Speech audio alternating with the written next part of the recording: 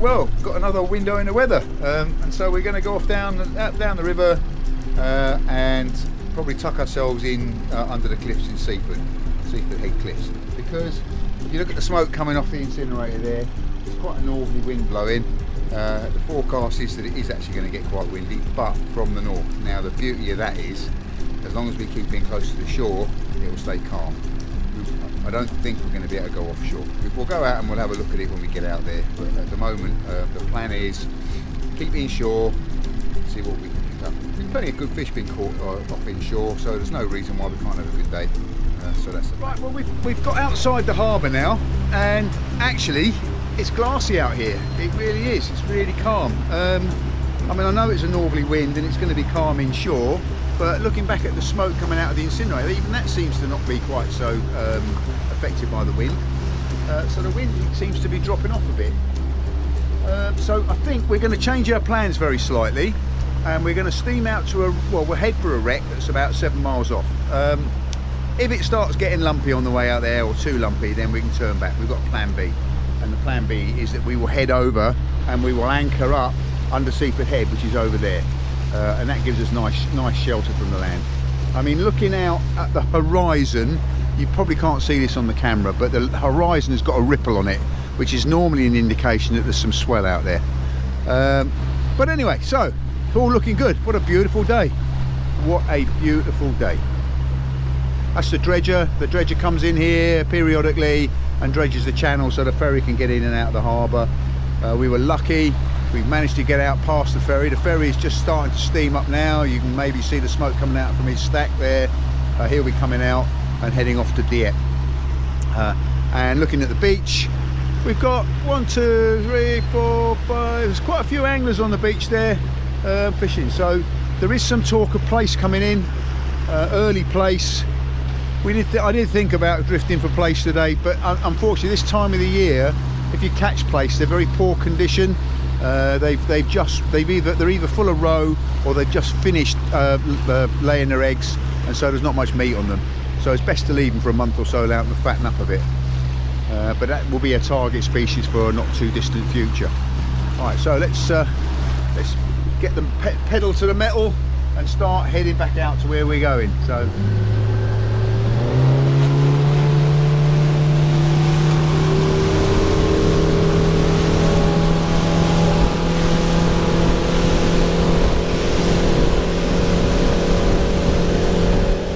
Okay, so we're about 400 feet from the wreck now. I've slowed the boat right down so that the fish finder's working, because it doesn't tend to work when we're moving fast. And so you should be able to see the bottom there. We'll keep on this heading now, heading of 170 for 300 feet. And then we should see the wreck appearing. And happy days.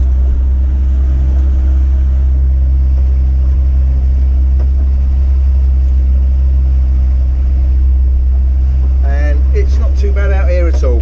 Not too bad here at all. I mean, the wind is going to be cross tide, so it might make the drifts a little bit difficult. But then the tides are quite strong, so hopefully, unlike when we were out last time, where and there's the wreck just coming up to the scene now. Look at that, the dead reckoning. Now the beauty of this fish finder and this GPS, this Lowrance HDS 9, is that I can touch the top of the pinnacle of the wreck now and save that as a waypoint. So it's a new waypoint. Save it, clear the cursor away so we're still tracking, and I'll now have a little purple marker on here which shows where the pinnacle of that particular pinnacle is on the wreck. What you've got to remember is the sounder, we're here. We're above this line here, so what's appearing on the right of the screen is what is under us now. This here is history. This is something that happened. There's gone. Oh, that's behind us. Okay, so what we're going to do is we'll steam backwards and forwards over the wreck a couple of times just so that we get the lay of it. I'll drift while we set tack up so we see what our drift is, and then we'll set our drift up accordingly. So we need to turn back now to get back to the wreck. So let's try and find the wreck again. So we'll steam back to that little purple marker that I put on the map.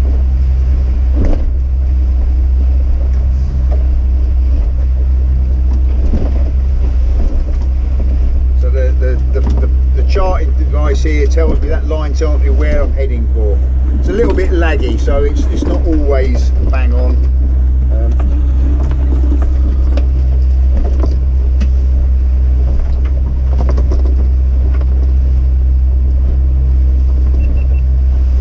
Okay, got the other camera on now, so we've got a bit more of a view of it outside. So you can see I need to put the wipers on because we're picking up a bit of spray. And we're heading back towards the wreck. You can see all the broken ground, all this contours around here out on the map are kind of parts of the wreck, and the scour and all the broken ground that's around the wreck. And this drift here, this line here, should take us back over another part of the wreck.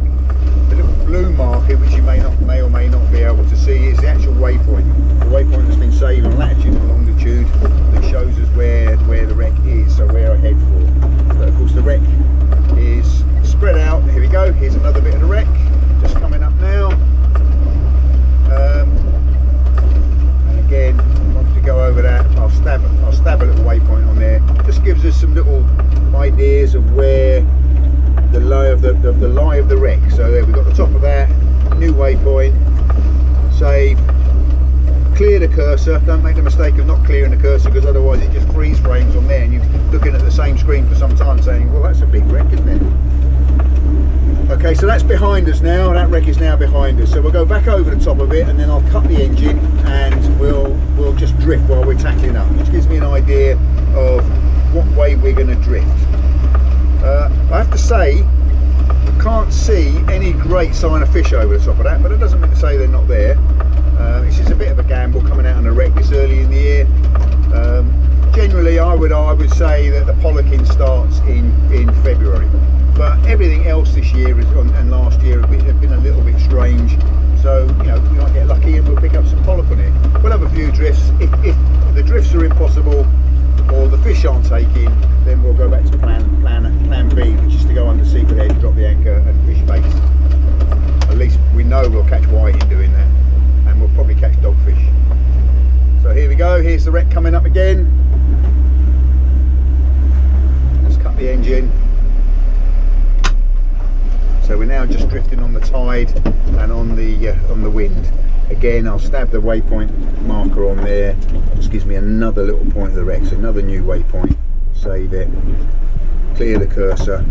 So we've got another line. So you can see I've got the blue marker there, which is actually the GPS mark, or the latitude and longitude of the wreck. And then we've got 1, 2, 3, which shows that the wreck lies east to west, which I happen to know is true. Oh, actually, look, and that looks like some fish above it. So who knows, maybe we are going to get lucky. Yeah, that does look like fish, and they're above the wreck, which is always a good indication for pollock. Pollock like to sit above the wreck. This is the wreck of the TR Thompson. It is in East Sussex. There's also, if you go onto YouTube and hunt, there's some film footage of people diving this wreck, so you get an idea what tangle of metal it is and the sort of fish that you'll see on it. So that's worth going and have a look at. So I'll just stop this camera for a minute while we're tackling up, and then I'll put it back on again once we get back and fishing. So here we go. We're just going to tackle Max's rod up first. Got braid line here, which is our main line. I think it's probably about 30 pounds breaking strain, braid, firewire, tied to a link swivel, little bead above the link swivel. The only reason that's there is to stop the swivel going up and going into the eyes of the rod. Okay, then we have a boom that you may have seen me do before. Has been pre-prepared, i.e. you've got a bit of monofill go through it, tied on, bead, swivel, and just an overhand knot loop there which clips into that link swivel. And then the boom itself, I quite like using a little bit of garden wire as my link for my lead. Now the idea of that being is you can twist that on as tight or as loose as you like. So if you've got a snaggy bottom and rather than lose all your gear, you can just put one twist in that, just so it's holding the lead in place, but it's going to pull out if you get hooked in. And then what we're going to fit on here is we're going to put a long trace, 12 feet or more of fluorocarbon, 20 pound breaking strain fluorocarbon, so it's virtually invisible in the water, and then we will put some sort of lure on the end of that. And the weight that goes on there, we'll probably put an 8-ounce lead on there. It's It's quite a deep wreck, and the wind is starting to blow a little bit now, I noticed. So I don't know how long we're going to be out here. Okay, so let's get on with that. I'm going to switch the camera off now because I want to get on with it. Right, well, we're all tackled up, and let's go and see if we can find the wreck again. Got a good idea of the way we're drifting. You can see the tide is taking us towards the west, and the wind is blowing us to the left off that drift. So we're kind of drifting. We drifted southwesterly, roughly, which isn't too bad a drift. It's not completely natural, but it's good enough. As I've said before, if you're not drifting roughly in the direction of the tide, the fish will see your lure and won't see it as food because it's going in the wrong direction. They're expecting things to come down on the tide.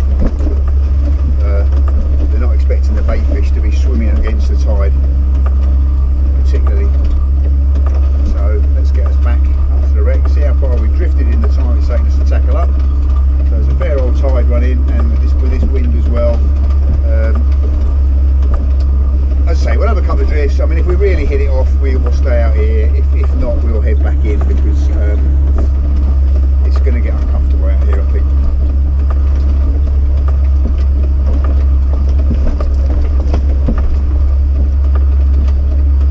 Now, the other beauty of this this mapping system on this Lowrance HDS 9 is that it actually will continually plot new contour lines on there, so it's mapping the bottom of the sea for you all the time. Which it retains in its memory, so when you come back to it you'll have some sort of an idea of the you know, if you found a nice reef it will be charted for you. I haven't quite got it set up right, and I think the contour lines are a bit too close together, so consequently it will black out certain areas, which isn't good, but I'm working on that. So there's the wreck coming up, or there's the marks for the wreck coming up. You see that beautiful rough ground that surrounds the wreck. And of course the contour lines that you can see on there now are ones that it's charted for me last time I came out here. So,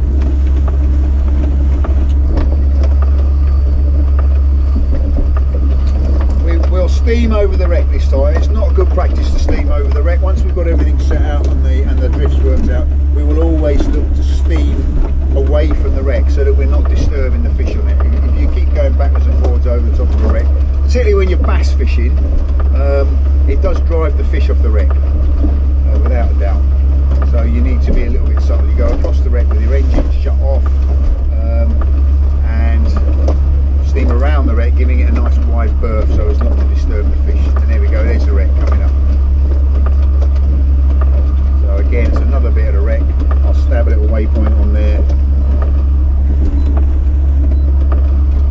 New waypoint.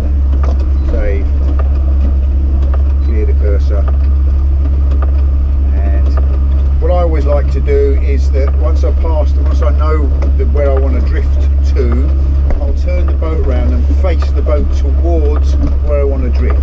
That just avoids any possibility that I've got a little bit of momentum still in the boat that will take me off the drift. So we're going to turn back towards the wreck, and I can see where that was because I can see my wake. So we'll turn myself back to the wake, cut the engine. I'm going to leave the engine running a little bit, to be quite honest, because I'm out here on my own and I don't want to have the issue of the engine shutting down and not being at start. And we're going to go fishing! And hit the bottom, start winding up slowly. Not quite over the wreck yet, but we must be very close to it.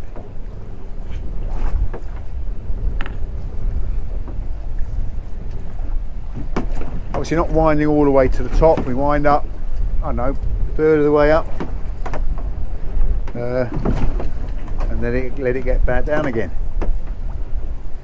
So that's it, go back down again.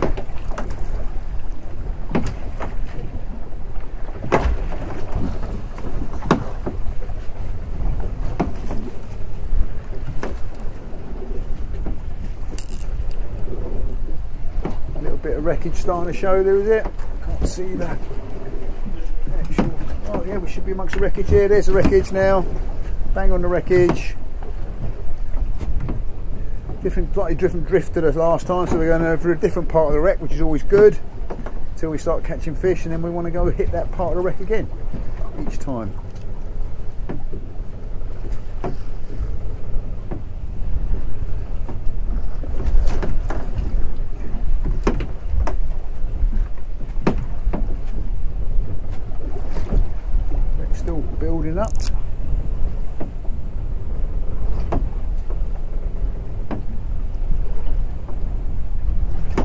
cloud of fish showing up over the top of the wreck.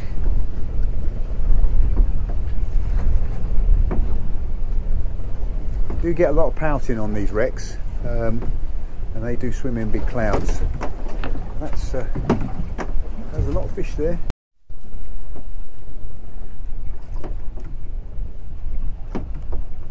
Big cloud of fish showing on this wreck.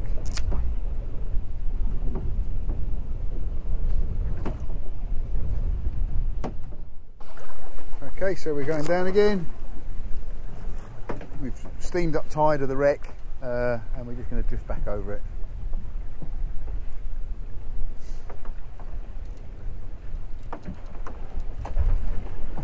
I think if there'd been any pollock down there, we'd have had a hit by now. We haven't had one, so probably going to go back to plan B and go steam back in, a little bit more comfortable in there before this tight swell gets up any more, and then go and drop the anchor and see what we can't pick up. Wreckage underneath us now. So just looking across there, looking to find us, what we're looking for. We're looking for that wreckage, so we got an idea whether we're in the snags or not.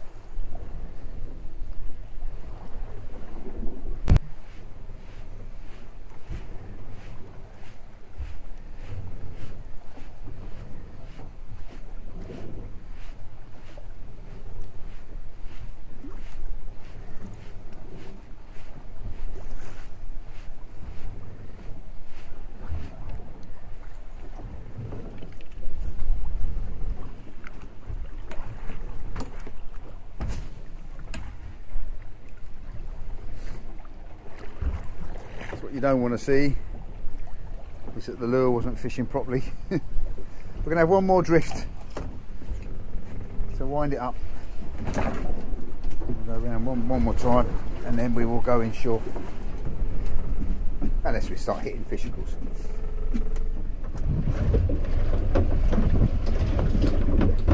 Okay, stay up. We're going to go and see if we can find some shelter from the land. Lazy fishing anchor.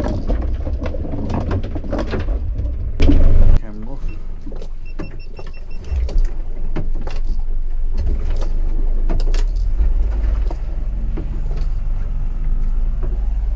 There's definitely fish on there, but they're not fish that want to play with us, are they? Not going to be able to steam quite so fast going in because we're slapping into the waves. It's getting a bit. But also we're steering into it, so you're hitting the waves at another 8 miles an hour closing speed, so Right. plus it's the steeper side of the waves, so we'll take it steady.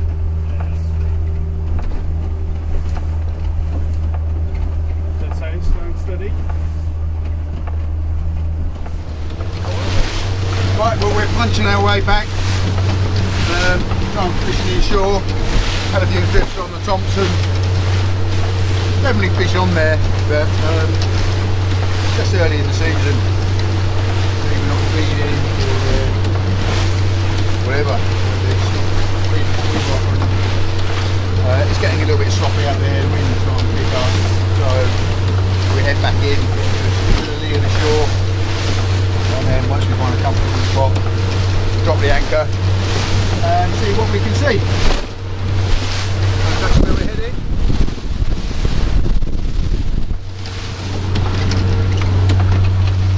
Can't go too fast because we're heading into the waves, and they just make it a little bit slammy, and I'd rather have a comfortable slow ride back in and an uncomfortable fast one.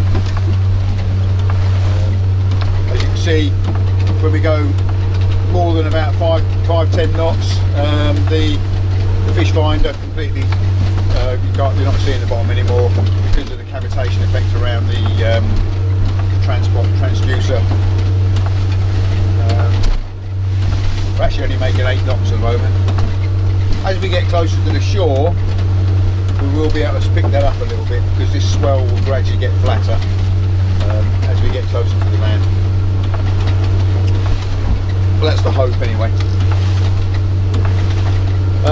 This is Max, by the way.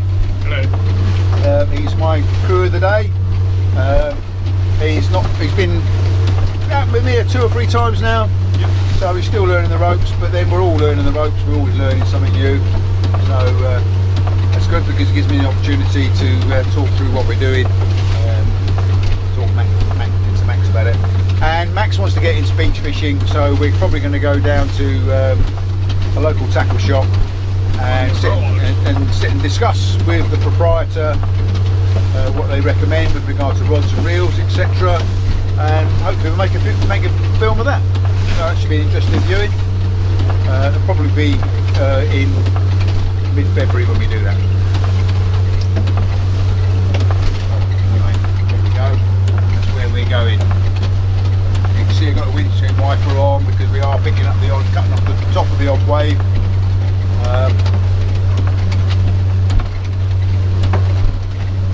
As soon as I turn it off, it's not picking up much water at the moment. As soon as I turn it off, we will. It's one of those sod's laws, isn't it? So we're at anchor, so you can see that the boat is just swinging around on the one spot at the moment. But it's very interesting to see. There's all these curtains of small fish going through, probably sprats. Yeah, so there's lots of bait fish about, which is good to see. And as we were steaming in this way, it was interesting to see the number of gannets and guillemots there were around. Obviously they're birds that prey upon small fish and dive down for them, so there's a lot of food for them here at the moment. Right, definitely had lots of knocks and rattles on the end of this, so we're going to wind it in and see what we've got there. Still something rattling away on there, so I think it's hooked itself. Hopefully that gets the skunk out of the boat. So let's find out.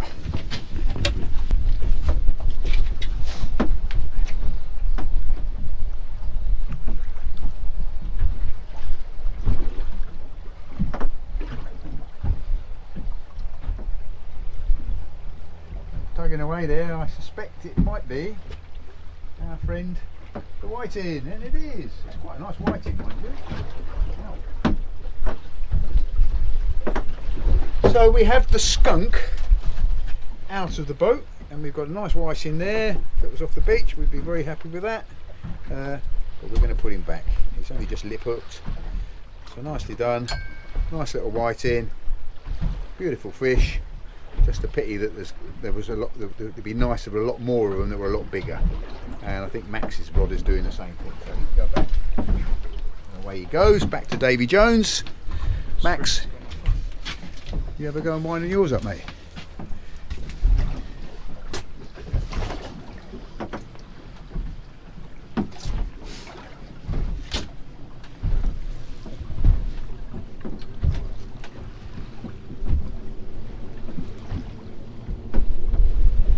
And he's got a little pouting. So we have two species on the boat in a very short time. Whiting and pouting. Lots of tings going on. Only a little one. In. Nice live bait for bass fishing, but we're not live baiting for bass today. So get the hook out sometime this week and put him back. Well done.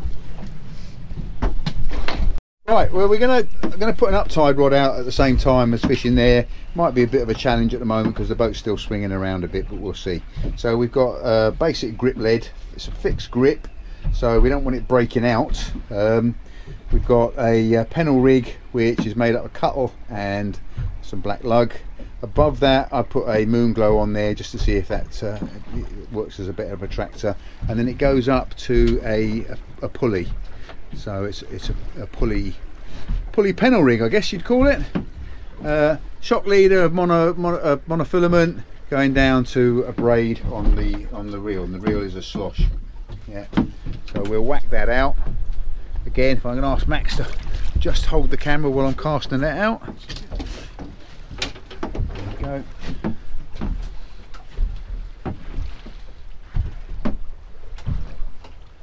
So whenever on a boat and you're casting, you need to declare, make sure everybody's aware that you're casting in the boat. So looking at me, Max, please, mate. Thank you. Sorry. And casting in the boat.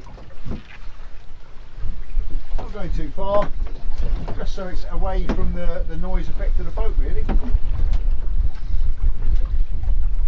Line out. You'll feel when the lead hits the bottom.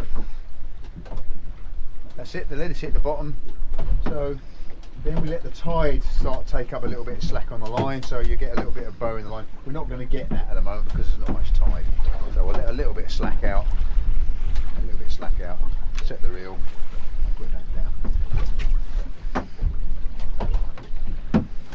On the uptide rod, we've got our favourite Mr. Pouting, who's managed to sort of foul hook himself through the gill on that. So get rid of him back, unhook him and put him back. So let's just dunk him in the water while I'm putting the camera down.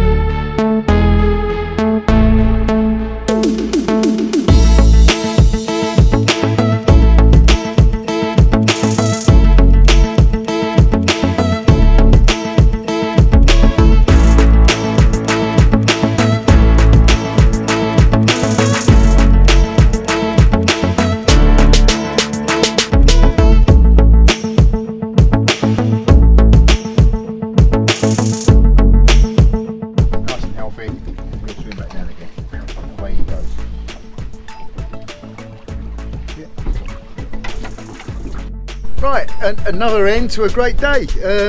We've had plenty of species. We've had pouting, dogs, whiting, one nice big whiting which I'm going to take home for my dinner, and an eel. That's it, and an eel. So you know, it wasn't uneventful. A bit of a disappointment out on the wreck when we went out there, but hey, there were fish showing on there, so that will be good in February, I reckon. We're going to lift the anchor now, and we're going to start heading back in. Get the boat away before it gets dark, but as I've said now several times, the days are getting longer. I noticed that it was first light was half an hour earlier than it has been, and half an hour later. So you know, there's definitely an hour more of the day now than there was a month ago. So that's all good news. The next video from me after this one might be somewhere interesting. I'll leave it at that. All right, see you when we get in. We're on the Alderney ring, which involves me steaming up tide. Max is going to hold the camera and I'm going to direct him. So we want to go left of the buoy, steam up tide.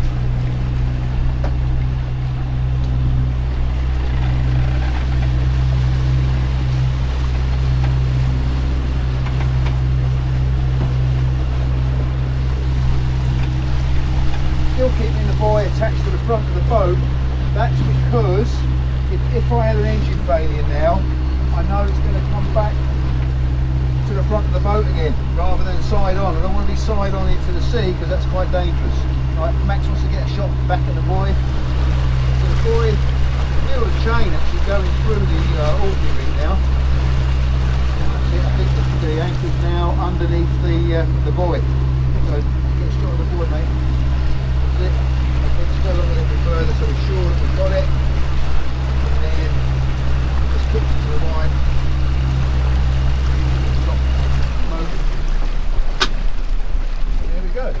So the next thing I want to do, if you want to get here and film this, is we'll get it back, get my dog rope out, so we get the rope back to where the side of the boat.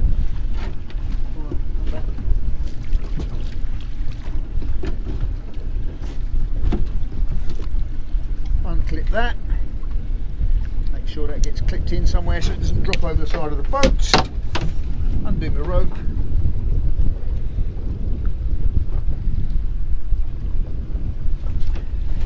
And then it's a simple task, just holding this rope in, and it'll go straight into my big rope bucket. So here we go.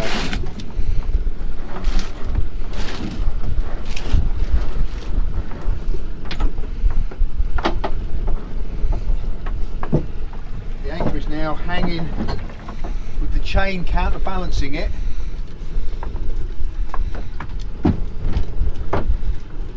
Under the Alderney ring.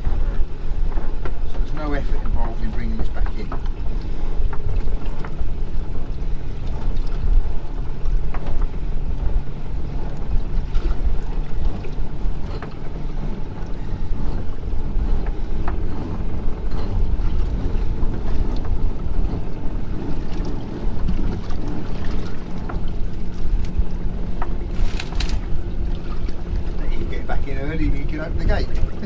It's steaming along there.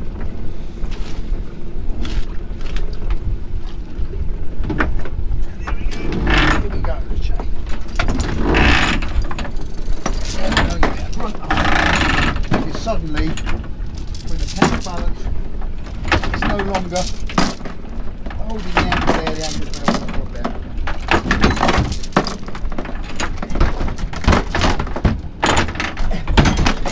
Right, the anchor, the chain on this anchor is actually attached by a link to the nose of the anchor, and then it comes up to the tail of the anchor where there's just a bit of light twine tying it in place. And the idea being is if the anchor gets caught in the bottom, that will snap and the anchor will pull out backwards. I've got my buoy clipped onto the Alderney ring with a clip so that I can take it off there, so I can stow that elsewhere. And got